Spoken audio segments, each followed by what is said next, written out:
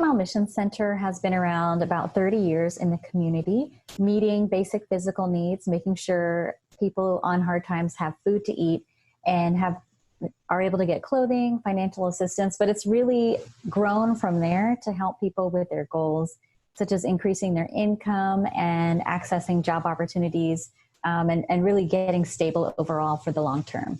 I think, like most of the community, it was such a rapid shift for us in the way that we do services. Typically, people come into our building Monday through Saturday, really, and they're able to select food items and take classes. But that second week of March, we shifted to where all of a sudden we had a drive-through. So we had to quickly communicate with the people we serve, and even make sure we had police officers to help us set up a line of cars 2 miles long through back streets so it didn't clog up Highway 90 that we're off of.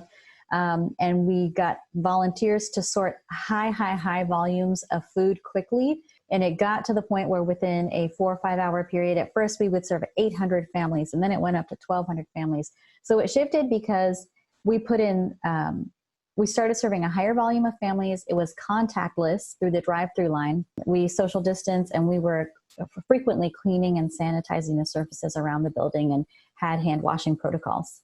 We were able to continue English as a second language virtually, but our other classes, we haven't worked that out. We want to continue it, and we're talking with other organizations about how they're doing it. Some people don't have internet access or even the routine. We think once there's some semblance of routine, it'll be easier for people to participate in the classes. So we're thinking through the logistics. How can we make sure people can be consistent and successful when we do launch the classes again?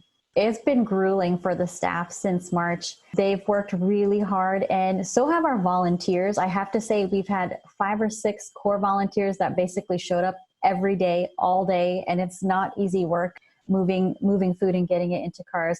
But as a staff, we've had regular communication talking about what's working, what's not working. How can we make sure we continue to stay safe and follow the protocols? So I would say it was a lot of working fast and to keep up with the need for food and making sure we're taking care of each other through the process. Like everyone else, we're trying to do forecasting and see when are we going to open our doors again and provide that face-to-face level of service and care. And, we also live in a world where in 2016, 2017, and 2020, we've stopped our regular services to do relief because of disasters. So I think we're realizing we have to be ready for disaster at any time and get into relief mode. But what the future holds for us is making sure we're making room for development, right? Because once someone is stable again, we need to help them reach their goals. So our future planning looks like making the best of those worlds happen, knowing that disasters could be a regular thing we've got to be ready to jump in and help with.